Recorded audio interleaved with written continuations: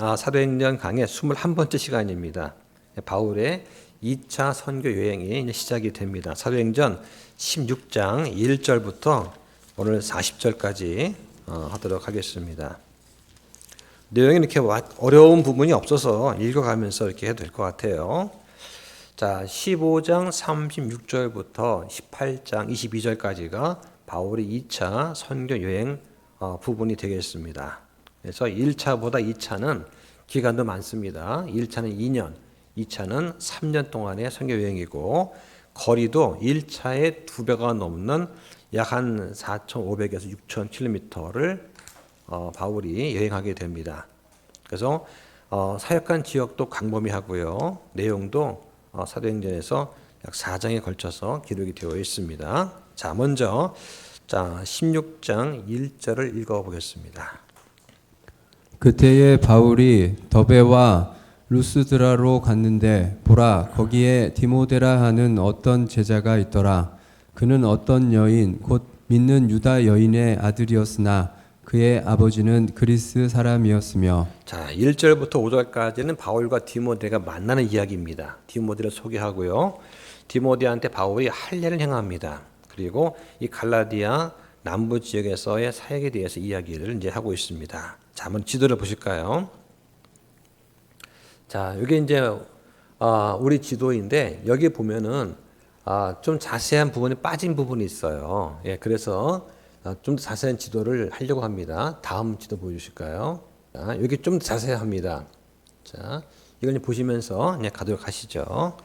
자, 바울이 이제 신라와 함께 시리아와 이제 길리기아 지역을 거쳐서 이제 안디옥에서 가장 가까운 곳에 위치한 더베와 루스드라로 이제 도착을 이제 하게 됩니다.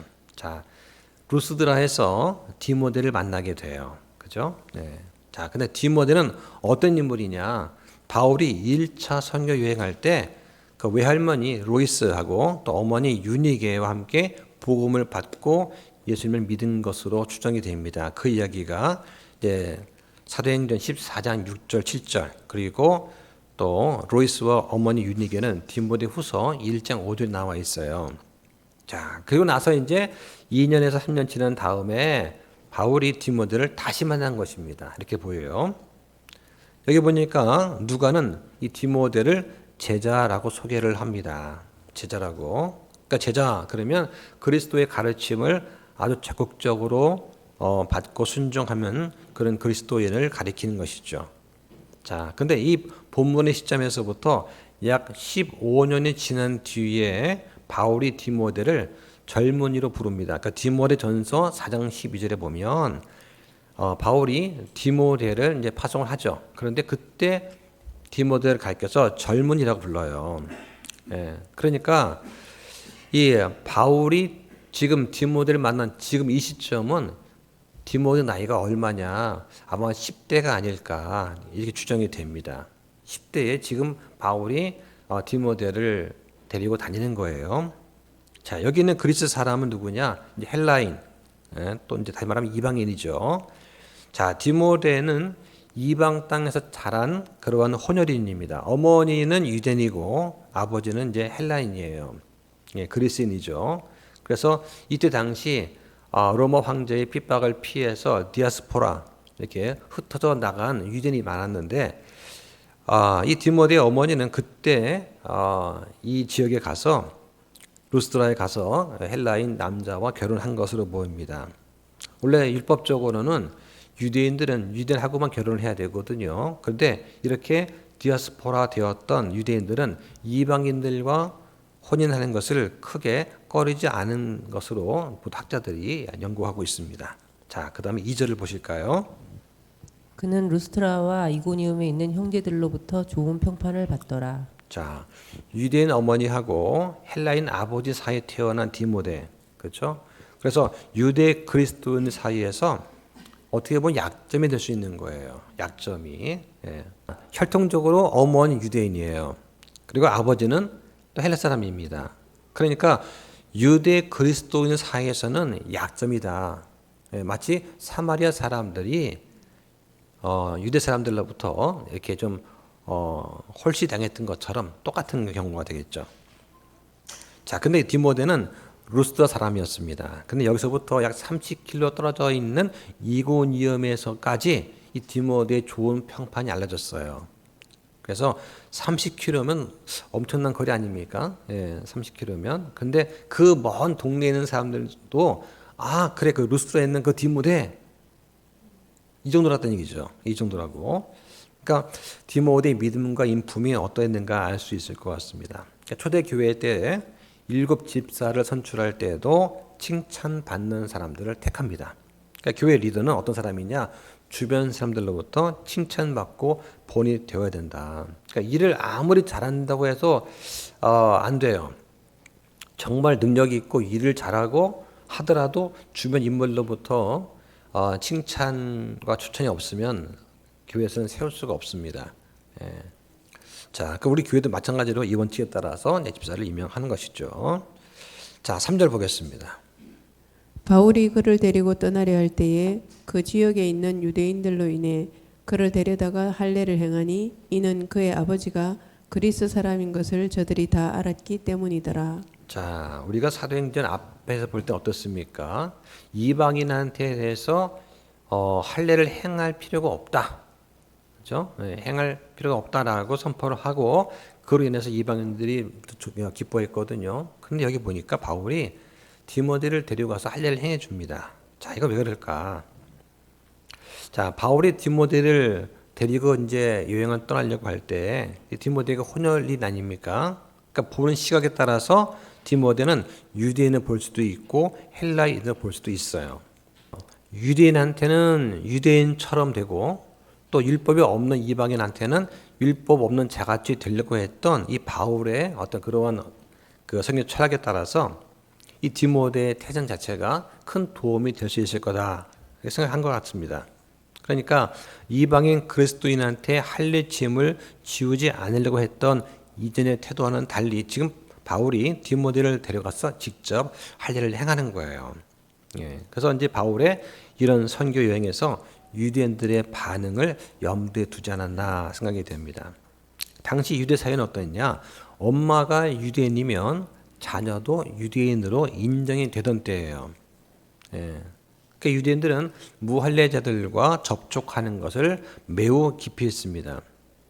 그러니까 바울이 앞으로 자신과 함께 사역할 이 디모데한테 할례를 행한 이유가 뭐냐? 순전하게 유대인들이 복음을 받는 데 있어서 거침이 되지 않게 하기 위함이다. 라고 볼 수가 있을 것 같습니다. 그러니까 바울은 구원의 조건이 아니라 복음 전파를 더 잘하기 위해서 디모데한테 이제 할례를 행한 거죠. 그러니까 복음을 위해서는 유대인들한테는 유대인처럼 유대인이 되어서 복음을 전했고 이방인들한테는 이방인 같이 되기를 주저하지 않았다 하는 전략을 볼 수가 있을 것 같습니다. 자, 4절과 5절을 보겠습니다. 그들이 도시들을 지나갈 때 예루살렘에 있는 사도들과 장로들이 정한 명령들을 저들에게 전달하여 지키게 하니 이에 교회들이 믿음 안에서 굳게 세워지고 날마다 수가 늘어나더라. 자, 도시를 지나갈 때 그러니까 1차 선교 여행 때 다녔던 여러 도시를 지금 다시 방문하려고 합니다. 그러니까 더베, 루스드라, 이고니움, 또 비시디안의 안디옥 같은 지역을 돌아가려고 하는 것이죠. 자, 여기서 어떤 명령들을 전달했습니다. 이 명령이 뭐냐? 앞에 사도행 15장에서 있었던 것이죠. 4가지 금기사항들, 즉 그리스도인을 불신자들과 구분짓는 최소한의 조치가 있었는데, 자, 이 조치, 즉 예루살렘 공의회의 이 결의 사항을 안디옥 교회한테만 전한 것이 아니라 복음을 전했던 갈라디아에 있는 여러 남부 지역 교회들한테 다 이제 알려주는 것이죠.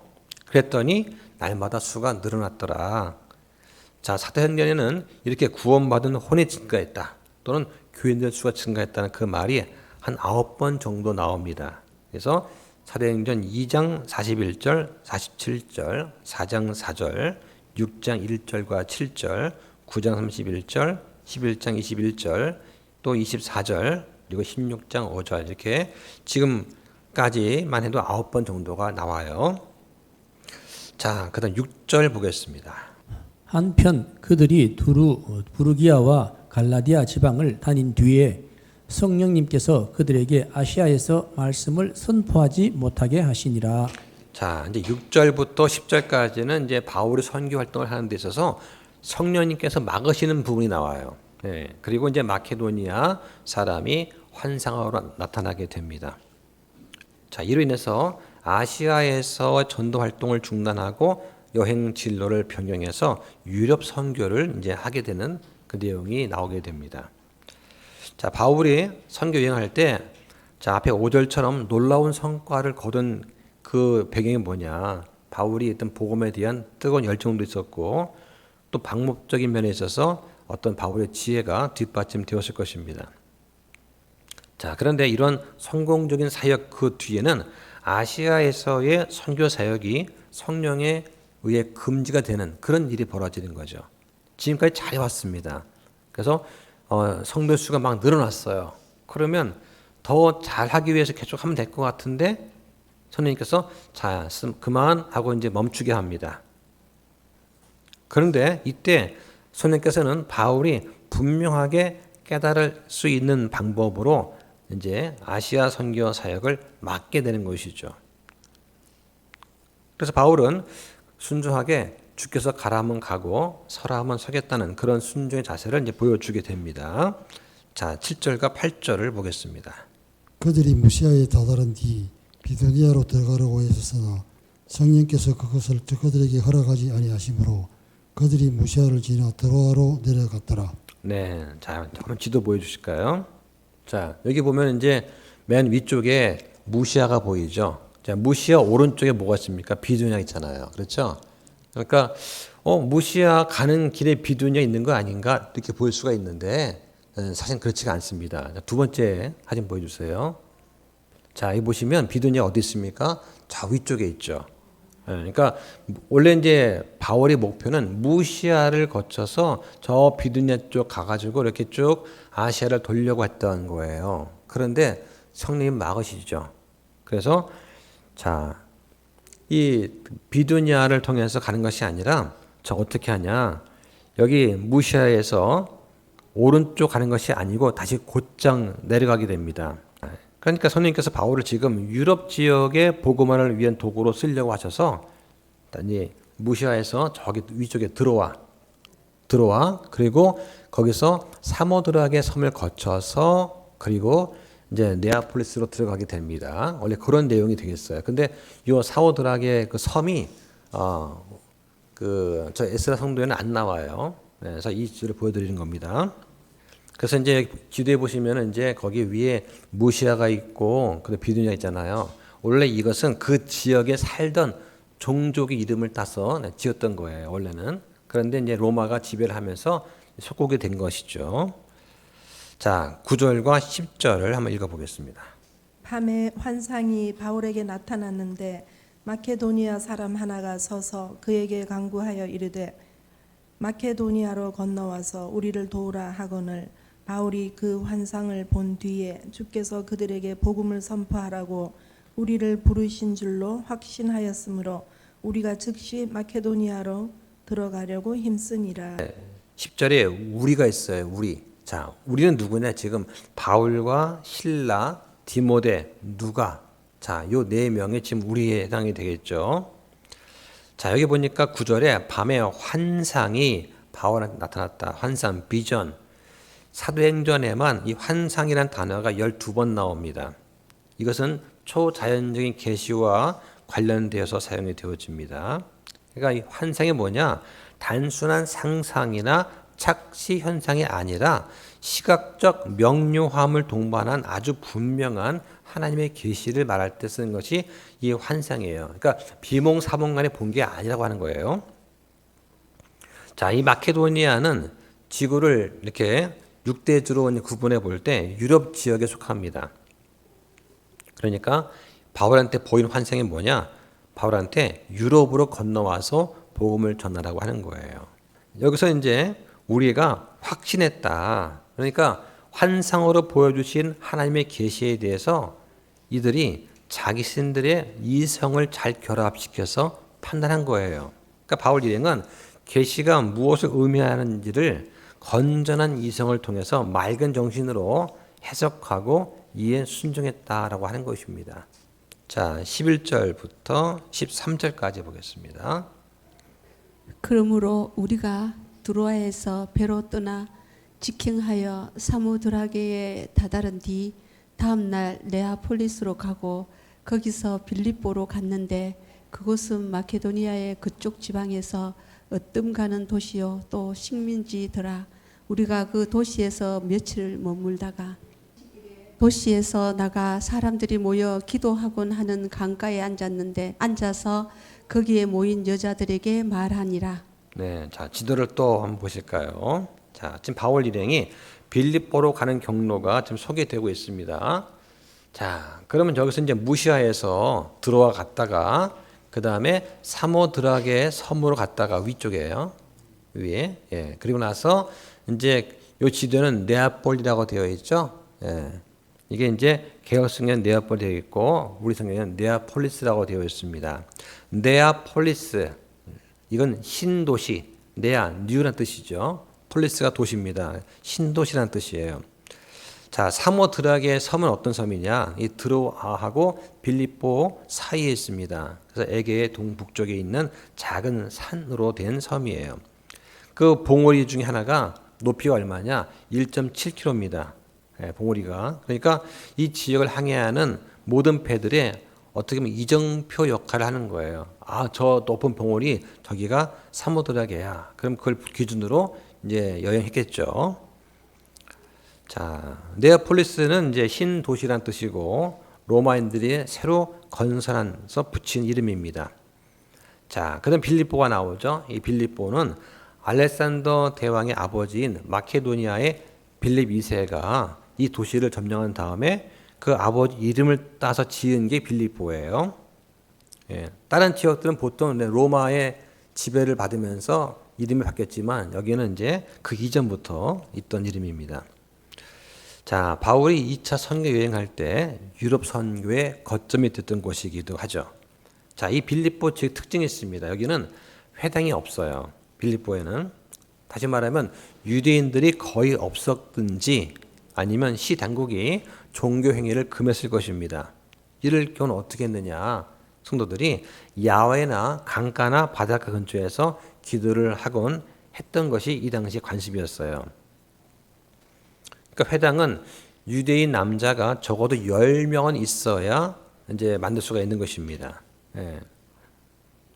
근데 이 빌립보 도시에는 유대인 남자가 거의 없었습니다. 있다 하더라도 대부분 누구였느냐? 유대 여자들이었어요. 그리고 하나님을 경외하는 이방 여자들이 안식일에 정기적인 기도회 모임을 가진 것으로 이제 생각이 됩니다. 그 다음에 자 14절 보겠습니다. 두아디라 지 출신의 자주시의 옥감 장수로서 하나님께 경배하는 누디아라 하는 어떤 여자가 우리의 말을 들으며 주께서 그녀의 마음을 여심으로 그녀가 바울이 말하는 것들에 주의를 기울이니라. 네, 자, 그 중요한 얘기가 나왔는데 주께서 그녀의 마음을 여심으로라는 말 나옵니다. 자, 예수님께서 산에 앉아서 복음을 말씀하신 것처럼 지금 바울 일행은 여인들 앞에 앉아서 몇 시간 동안 말씀을 이제 가르칩니다. 그 중에 루디아가 있어요. 네, 루디아는 여자가 특별히 경청하고 회심함으로써 이제 빌립보 교회가 탄생하게 됩니다. 바울에 의해 세워진 이 빌립보 교회는 유독 여자 성도가 많았던 것으로 보입니다. 빌립보서 4장 2절에 보시면 나오죠. 자, 이 바울 일행은 옛날에 로마 시민의 겉옷이나 왕족의 겉옷으로 사용되던 그런 자주색 옷감 장사를 하던 루디아 여인을 만나서 이제 복음을 전한 거예요. 사람이 그리스도에 대해서 믿음을 가지려면 가장 먼저 뭐가 필요할까? 먼저 하나님 말씀을 들어야 됩니다. 그렇죠? 그리고 두 번째는 그 들은 말씀을 믿고 깨닫고 받아들여야 되는 것이죠.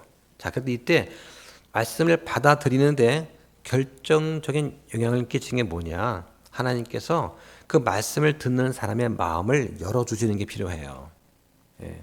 누가복음 24장 45절에 보면 그때 그들의 지각을 여사 그들의 생명 기록들을 깨닫게 하신다. 그런 말씀이 나옵니다. 그러니까 하나님을 예수님을 내가 믿습니다 하는 건 내 자유의지지만 말씀을 내가 듣고 깨닫고 받아들이려면 하나님께서 우리 삶의 마음 문을 열어주셔야 된다. 그 얘기하고 있는 거예요. 자, 다시 말씀드립니다. 예수님을 내가 믿어져야 믿는 게 아니에요. 은혜로 말씀을 듣고 받아들이고 내 자유의지로 하나님 말씀을 예수 그리스도의 그 복음을 내가 믿습니다. 예수 그리스도께서 나의 죄를 대신해서 십자가에 죽고 장사되었다가 3일 만에 부활하셨다는 그걸 믿겠다고 하면, 그래서 내 힘으로 나를 구원할 수 없고 오직 예수 그리스도의 보혈만이 나를 구원할 유일한 방법이다 하는 걸 내가 믿으면 구원을 주시는 거예요. 중요한 것은 주님께서 내 마음을 열어서 말씀을 듣고 깨닫게 주시는 거. 그러려면 어떻게 됩니까? 먼저 말씀을 들으러 나와야 되는 거예요. 예, 루디아처럼 바울이 이랑의 말을 듣기 위해서 그 자리에 나오는 게 중요한 겁니다. 그리고 복음을 듣고 내가 생각해보고 내가 받아들이고 믿는 거, 이 중요한 것이죠. 그때 구원이 이루어지는 거예요. 예, 그것은 내 자유입니다. 믿고 안 믿고는 내 자유지 믿게 해줘야 믿는 거 그건 절대 아니다. 자, 15절 보겠습니다. 그녀와 그녀의 집안 사람들이 침례를 받고 우리에게 간청하여 이르되 만일 당신들이 나를 주께 신실한 자로 판단하였거든 내 집에 들어와 거기 머무소서 하고 우리를 강권하더라. 예, 하나님을 경배하는 여자 루디아라고 나와 있습니다. 성경이 루디를 가리켜서 하나님을 경배한다라고 인정해 줬어요. 바울의 가르침을 통해서 예수 그리스도를 알게 되었을 것입니다. 그리고 예수님을 구원자로 개인 영접했을 겁니다. 자, 이런 사실은 이 루디아가 성령 침례를 받았다고 하는 사실에 잘 암시가 되어 있어요. 물론 이제 물 침례를 받은 것이죠. 근데 물 침례 받을 때 그것은 성령 침례를 받고 구원을 받은 증거로 받는 것이니까 같은 것입니다. 자, 근데 그녀뿐만 아니라 온 집안 사람들도 함께 침례를 받았습니다. 예. 그러니까 예수 그리스도를 믿으면 네가 구원을 받고 너를 통해서 네가 복음을 통해서 네 가족이 구원을 받는 것이다 하는 것이죠. 예. 내가 믿으면 자동으로 가족이 함께 받는 것이 아니다. 예, 그걸 기억해야 됩니다. 구원은 개인 구원입니다. 자, 그 다음에 16절과 17절 보겠습니다.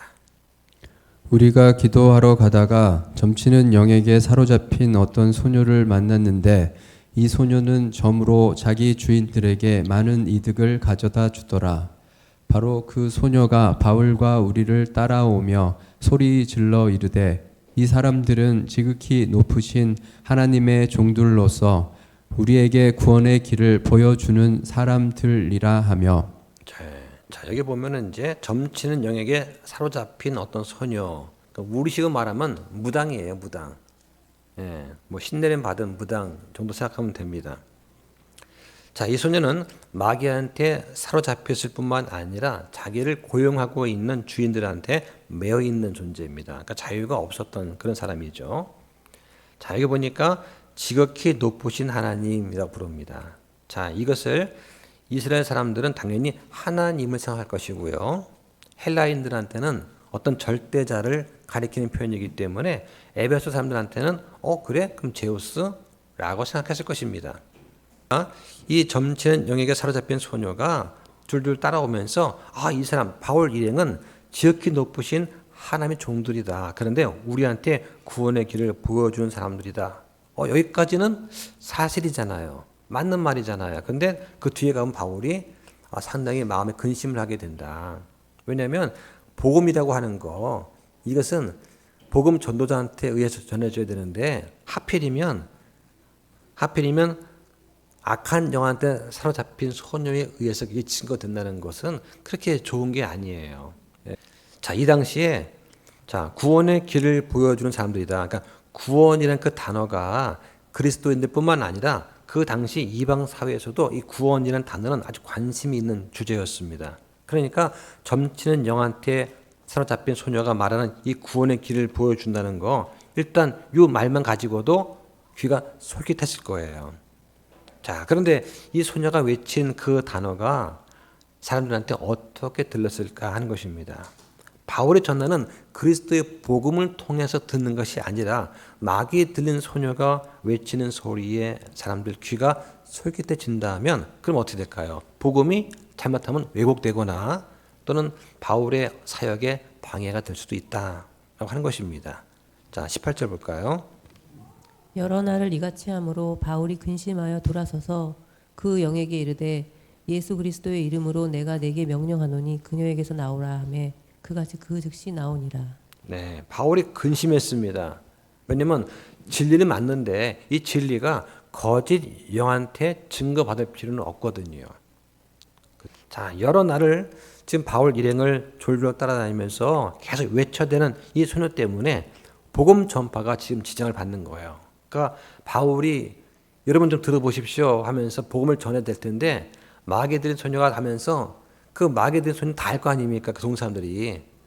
그런데 여보세요, 저 사람들 보세요 하면서 하니까 이게 어떻게 보면은 마귀를 쫓는 사람이 복음을 전하는 셈이 됐잖아요. 그 모양이 안 좋다고 하는 것이죠. 그러니까 바울이 근심했습니다. 진리가 구태여 거짓 영한테 증거받을 필요가 없다는 거예요.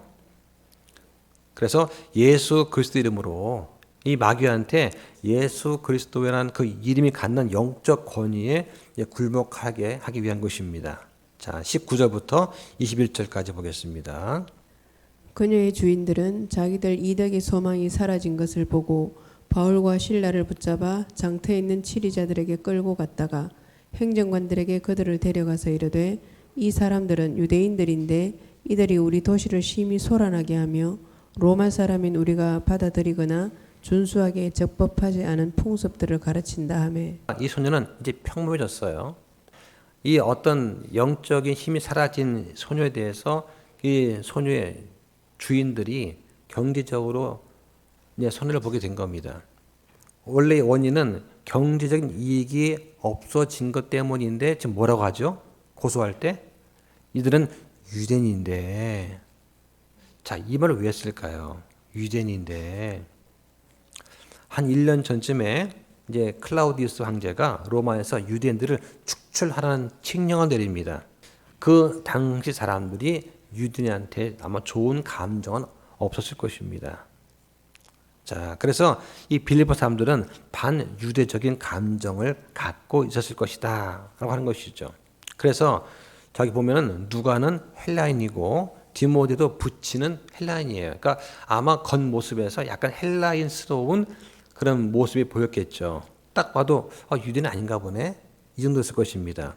자, 그런데 지금 바울과 실라는 유대인이네 이렇게 겉모습이 보였을 거예요. 그러니까 이 사람들은 유대인인데 우리 도시를 힘이 소란케 한다. 그러면서 뭐라고 합니까? 예수 그리스도를 전파하다 보니까 로마 사람인 우리가 로마의 법을 따라야 되는데 이 사람들은 그 법이 아니라 하나님의 법을 따르라고 안 한다. 이렇게 선동했을 겁니다. 예. 그렇게 하지 않으면 이 로마의 어떤 행정관들한테 고소할 거리가 안 되잖아요. 예. 그 명분을 아마 찾은 것입니다. 이런 쪽에는 이방인들이 훨씬 더 지혜로운 것 같아요. 자, 22절부터 4절까지 보겠습니다. 무리가 그들을 대적하려고 함께 일어나니라. 행정관들이 그들의 옷을 찢고 그들을 때리라고 명령하며 그들을 많이 채찍질한 뒤에 감옥에 던져놓고 간수에게 분부하여 그들을 안전히 지키라고 하매 간수가 이러한 분부를 받아 그들을 안에 있는 감옥에 밀어넣고 그들의 발을 차고에 단단히 채우니라. 예, 착고가 뭘까 되게 궁금했거든요. 그래서 이제 저도 이제 찾아보니까 그 보통은 옛날에 조선 시대에 죄수를 갖다 이렇게 그 감옥에 누울 때 목에다가 형틀을 채우지 않습니까? 그죠? 칼을 채운다고 하죠, 목에다가 이렇게. 그런데 착고는 뭐냐면 발에다가 발을 이제 나무로 되어 있는 틀에다가 발을 끼는 거예요, 이렇게 끼고 그 위에 또 이제 나무를 또 끼워서 이제 잠그는 것이죠. 그러면 두 발을 이렇게 좁힐 수가 없는 거예요. 그러니까 넓혀 놓으니까 앉아야 되겠죠. 근데 로마 감옥이 어떠냐?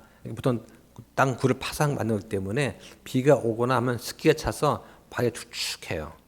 예, 발이 질퍽질퍽한 거죠. 그러니까 앉아야 되고 그럼 어떻게 됩니까? 옷 다 젖겠죠. 예, 그 상태에서 착고에 채여서 이제 앉아 있었던 거예요. 예. 근데 그냥 앉아만 있느냐? 매를 맞은 다음에 이제 앉은 거잖아요.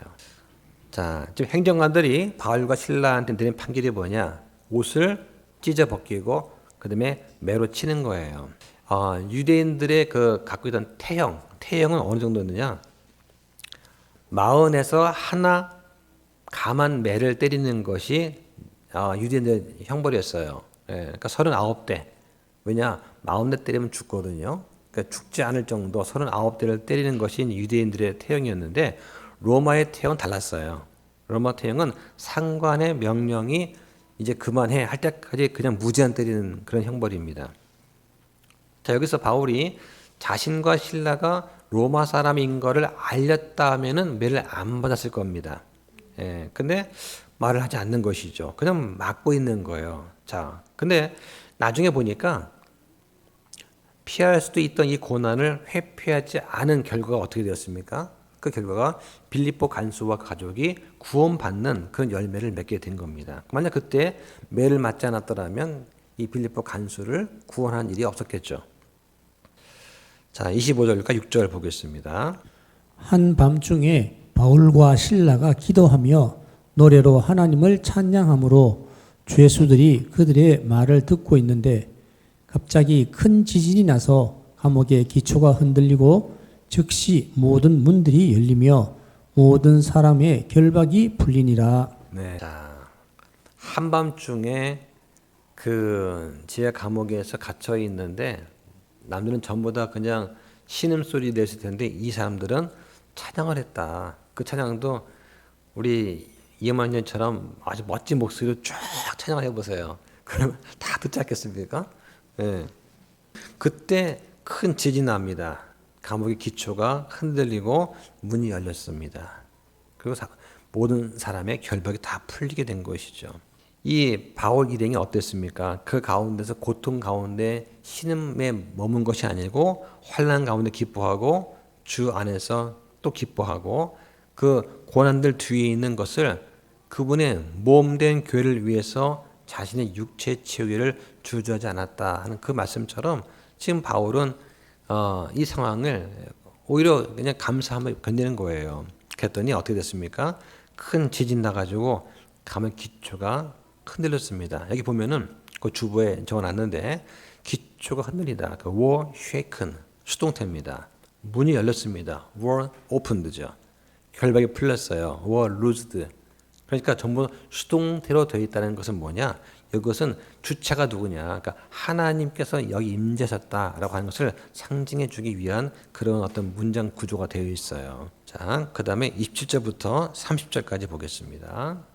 감옥의 간수가 잠에서 깨어나 감옥 문들이 열린 것을 보고는 죄수들이 도망한 줄로 생각하고 자기 칼로 베어 벼이라 하였으나 바울이 큰 소리로 외쳐 이르되 내 몸에 해치지 말라 우리가 다 여기 있노라 하니 그때 그가 등불을 달라고 한 뒤 뛰어 들어가 떨면서 바울과 신라 앞에서 엎드리고 그들을 데리고 나와 이르되 선생들이여 내가 무엇을 해야 구원을 받으리까 하므로. 여기 보면 좀 놀라운 이제 그런 장면이 펼쳐집니다. 바울 일행이 도망가지 않았습니다. 근데 간수들은 도망갔는 줄 알고 죄수를 놓친 그 잘못에 대해서 형벌이 너무 두려우니까 그냥 자기를 하려고 했던 거예요. 예. 근데 도망가지 않고 다 여기 있으니까 자기를 하지 말라 했더니 그 대답이 뭐예요? 대답이 선생들이요. 내가 무엇을 해야 구원을 받으리까? 어떻게 이 말이 났을까? 궁금한 것이죠. 예. 죄수가 도망가지 않았다는 그 하나만 가지고 어떻게 내가 구원 받겠습니까? 이 말이 나왔다는 것도 아마 이 간수들이 바울 일행이 전했던 그런 복음 이야기 같은 것을 아마 듣지 않았을까 어디선가. 예. 관심 평상시 있었으니까 이런 것이 되지 않았을까 싶습니다. 아니면 그 간수가 평상시에 구원에 대해서 무척 관심 많았었고 그리고 구원 받고 싶은데 하는 평상시에 어떤 소망이 있지 않았는가. 이거에 대해서 하나님께서 바울 일행을 보내셔서 그들이 복음을 듣게 한 그것도 생각할 수 있지 않나 싶습니다. 자, 바울과 실라가 조금만 늦게 제지했더라도 그 간수의 칼은 아마 자신의 심장을 꿰뚫었을 것입니다. 바울과 실라가 도무지 벗어날 수 없는 아주 괴롭고 처참한 이런 상황 속에서 오히려 주를 찬양했던 거, 또 이 간수가 혼자서 자기의 무거운 짐을 감당할 수 없어서 자결 하려고 했던 그런 대조적인 모습이 지금 비교가 되고 있습니다. 자, 우리는 만약에 앞길이 막혀서 희망이 안 보일 때 어떻게 할 것인가? 그럴 때가 있지 않겠습니까? 그럴 때 인간적인 방법보다는 주님께 모든 걸 맡기고 도우심을 구하는 그런 자세가 필요하지 않나 생각이 됩니다. 아무리 큰 고난과 어려움이 있어도 우리 믿는 그리스도인들은 믿음이 없는 간수처럼 좌절하면 안 됩니다. 마태복음에 이런 말씀이 있습니다. 수고하고 무거운 짐진 자들아 너는 내게로 오라. 내가 너에게 안식을 주리라. 그러면서 예수님께서 나는 마음이 온유하고 겸손하니 너희 위에 내 멍에를 메고 내게 배우라. 그러면 너희가 너희 혼을 위한 안식을 찾을 것이다 라고 합니다. 예수님이 주시는 멍에는 가볍습니다. 쉬운 거예요. 똑같은 인생 살더라도 주님이 주시는 멍에를 딱 메고 있으면 편안한 것입니다. 그 예전에 군대에서 행군을 할 때 그런 경우가 있었어요. 행군을 하는데 분대장이 갑자기 이제 부상을 당해서 이제 차를 타고 복귀를 해야만 됐습니다. 그때 분대장이 저한테, 그때 제가 2등병이었거든요. 저한테 자기 군장을 주는 거예요. 이거 메고 가라. 괜찮습니다. 아니야, 이거 메고 가. 맸더니 가벼운 거예요. 그러니까 2등병에 쓰는 군장은요, 딱 매보면은 일단 무겁습니다. 쇠가 무겁고 여기저기 뭐 튀어나온 데도 있고 불편해요. 근데 그 분대장 거는 아주 균형이 잘 잡혀 있는 알루미늄 만든 가벼운, 그리고 그 속에 열어보면은 베개와 공기 베개와 그런 것만 들어 있어요. 그러니까 훈련이니까 복귀 중이니까 이제 그 구성만 맞추면 되거든요. 제 군장 속에는 지주대, 지주핀, 텐트, 숟가락, 뭐 고추장통, 뭐 탄약통 해가지고 엄청 무겁습니다. 근데 그거를 가져가고 너 내 거 매 주는데 한 손으로 들겠더라고요. 그러니까 탁 메고 훈련을 잘 했습니다. 그러니까 분대장의 군장은 저런 거구나. 그때 알게 된 것이죠. 그래서 고참이 신는 전투는 틀립니다. 일반 병들은 단단한 그런 그 워커지만 분대장들이 신는 거는요 고급 그 얇은 송아지 가죽처럼 된 거, 그거를 지퍼로 딱 올립니다. 그러면 아주 가벼워요. 자, 그러니까 예수님 멍에는 아주 쉽고 가벼운 겁니다. 그거를 메고 가면은 쉽다는 얘기죠. 그래서 바울과 실라는 이제 이런 기적 사건들이 자기의 생명의 안전을 위한 것이 아니라 저 빌립보 간수 복음 전파의 한 방편으로 임했구나 한 것을 이제 깨닫게 됩니다. 그 지진 때문에 감옥의 기초가 흔들리고 입구가 있던 그 등불 다 꺼졌습니다. 그러니까 간수는 어떻습니까? 등불이 다 꺼졌기 때문에 이거는 다 도망갔을 거다. 그리고 이제 찾으려면 등불이 새로 필요한 거예요. 그러니까 등불을 받아가지고 안으로 들어가는 겁니다.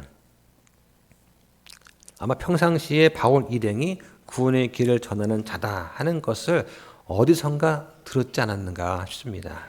그래서 지금 간수가 도망가지 않고 자기 어떻게 보면 생명을 구한 거 아닙니까? 그때 첫 마디가 어떻게 뭘 해야 제가 구원받겠습니까? 하고 구원의 길을 묻는 거예요.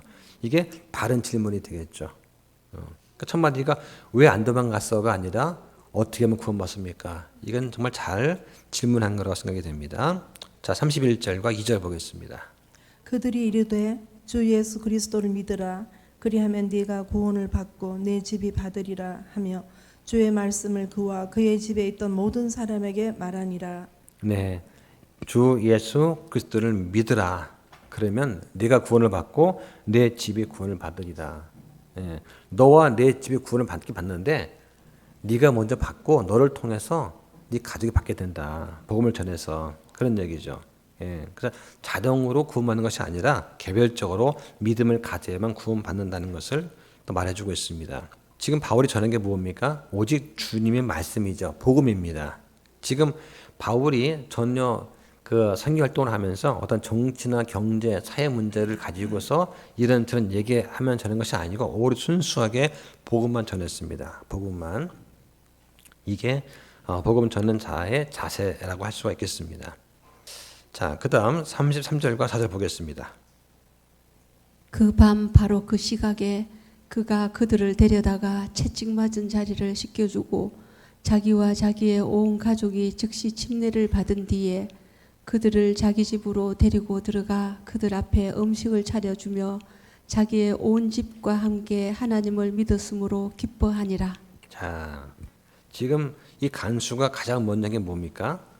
바울 일행을 데려다가 채찍 맞은 자리를 씻겨주고, 이게 피가 흘렀을 테니까 닦아주고, 그 다음에 밥을 준 것이 아니라 뭐부터 했어요? 침례를 받았습니다. 침례를. 그러니까 이 사이에 지금 나와 있지 않지만 분명히 씻겨준 다음에 그리고 복음을 들었겠죠. 복음을 들은 다음에 내가 믿겠습니다 하고 침례를 받은 거예요. 그 다음에 밥을 준 거예요. 가장 급한 게 뭐냐? 복음 전파죠. 그러니까 복음 전파 외에는 다른 어떤 것도 지금 생각하지 않고 있는 그런 상황인 것이죠. 자, 그래서 그리스도를 개별적으로 또 개인적으로 믿고 받아들이지 않으면서 침례를 받을 수는 없는 것입니다. 자, 여기 나와 있지 않지만 침례를 받았다는 그 말은 분명히 복음을 듣고 믿고 받아들였다고 하는 것을 알 수가 있겠습니다. 그래서 이제 빌립보 간수 본인뿐만 아니라 온 가족이 지금 구원을 얻게 됐으니까 얼마나 기쁘겠습니까? 예. 자, 35절부터 7절까지 보겠습니다. 날이 밝으니 행정관들이 집행관들을 보내어 이르기를 그 사람들을 놓아주라 하며 감옥의 간수가 바울에게 이 말을 즉 행정관들이 사람들을 보내어 선생들을 놓아주게 하였으니 그러므로 이제 떠나서 평안히 가라 하는 말을 고하였으나 바울이 그들에게 이르되 행정관들이 로마 시민인 우리를 죄로 정하지 아니한 채 공개적으로 때리고 감옥에 던져 넣다가 이제는 몰래 몰아내느냐 참으로 아니되나니 그들이 직접 와서 우리를 데리고 나가야 하리라 하므로. 네. 자, 35절에 보니까 그 사람들을 놓아주라 하며 했습니다. 놓아주라. 자, 지금 상황이 어떻습니까? 지금 이제 바울 일행을 빌립보 간수가 데리고 나와서 씻겨가지고 침례도 받고 밥도 먹여준 상태인데 지금 놓아주라고 했어요. 이 말은 밤새 복음 전하고 이제 침례하고 다 한 다음에 다시 감옥에 들어가 있는 상태입니다. 그러지 않으면 탈옥이 되니까 이때 당시에 감옥의 구조가 보통은 그 간수가 사는 곳이 그 감옥이 있는 그곳 위 건물이라고 하더라고요. 그러니까 간수가 살고 있는 집이 어디냐? 어떤 그 언덕에 집을 짓고 그 밑에 땅을 파가지고 감옥 만든 거예요. 그러니까 간수장의 집이 그 감옥 입구일 수도 있겠다는 얘기죠. 자, 그런 구조입니다. 그러니까 데리고 나와서 씻기고 밥 먹여주고 보험 듣고 한 다음에 다시 내려가서 이렇게 감옥에 둔 거예요. 예.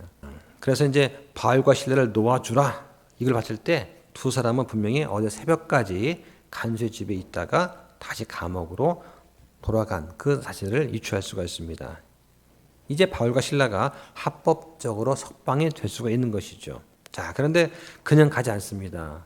바울이 좀 뒤끝이 있어서 우리를 잡을 때 막 잡다가 이제 말로 그냥 몰래 몰아내느냐라고 한 것이죠. 자, 원래 로마 사람들은 함부로 처벌할 수가 없습니다. 예, 로마 사람이 처벌받으려면 절차가 있어야 되고 그리고 함부로 매질을 할 수가 없게 되어 있어요. 근데 구태여 바울이 지금 이 말을 한 이유가 뭘까? 아마 자기의 명예 회복 때문은 아닐 것입니다. 지금 바울은 빌립보에다가 지금 교회를 세우려고 하는 중이에요. 그러니까 앞으로 이제 계속해서 성도가 늘어날 텐데 그런 그 빌립보 교회의 활동이 위축되지 않도록 이 빌립보에 있는 행정관들한테 한 번 정도 각인을 시켜줘가지고 함부로 대하지 말아라 하는 부분을 지금 한 것이 아닌가 싶습니다. 그래서 공식적 절차를 요구하게 되는 것이죠. 자, 38절부터 40절까지 보겠습니다. 집행관들이 이 말을 행정관들에게 고하니 그들이 로마 시민이라는 말을 행정관들이 듣고는 두려워하여 와서 그들에게 간청하며 그들을 데리고 나와 그 도시에서 떠날 것을 그들에게 요청하며 그들이 감옥에서 나와 루디아의 집으로 들어가서 형제들을 본 뒤 그들을 위로하고 떠나니라. 네, 그러니까 적법한 절차를 거치지 않고 로마인을 때리고 감금하게 되면 그 관리는 법을 위반했기 때문에 형벌을 받게 됩니다. 그래서 40절에 그들이 감옥에서 나왔다. 그래서 바울과 실라가 간수의 집에서 그와 가족한테 침례를 주고 음식 대접받은 다음에 곧바로 감옥으로 다시 들어가 있었다고 하는 것을 또 말해주는 것이죠. 이제 합법적으로 나오게 됩니다. 자, 그러면서 이제 루디아 집에 가서 거기 있는 성도들한테 용기를 북돋아 주고 그다음에 갇혔던 일, 또 마음 고생했을 일도 생각하면서 위로를 해주게 됩니다. 자, 이제 빌립보의 교회가 세워졌어요. 예. 따라서 이제는 다른 지역에 또 교회를 세우기 위해서 바울은 또 떠나야만 됩니다. 그러니까 40절에 그들이 위로하고 떠나니라. 자, 이게 보면은 좀 다른 게 있어요. 앞에 10절에 보면은 10절엔 우리가라고 되어 있죠. 우리. 그죠? 바울과 실라와 디모데와 누가가 포함되어 있습니다. 그런데 여기 40절에는 그들이라고 되어 있죠. 그들. 이게 무슨 이야기냐면 지금 누가는 자기를 포함시키지 않는 거예요. 그러니까 누가는 지금 남아서 빌립보 교회를 이제 관리 감독하면서 이제 도와주려고 남아 있는 상태고 지금 누가를 제외한 나머지만 떠나는 것입니다. 예. 그래서 언제 합류하느냐? 나중에 뒤에 가서 사도행전 20장 5절에 또 우리라는 표현이 나옵니다. 그때 누가가 이제 합류를 하게 되는 것으로 만나게 되는 것으로 볼 수가 있습니다. 그 전까지는 이제 바울 세 명이 다니는 것이 되겠죠. 오늘 여기까지 하겠습니다. 예. 자, 기도하겠습니다.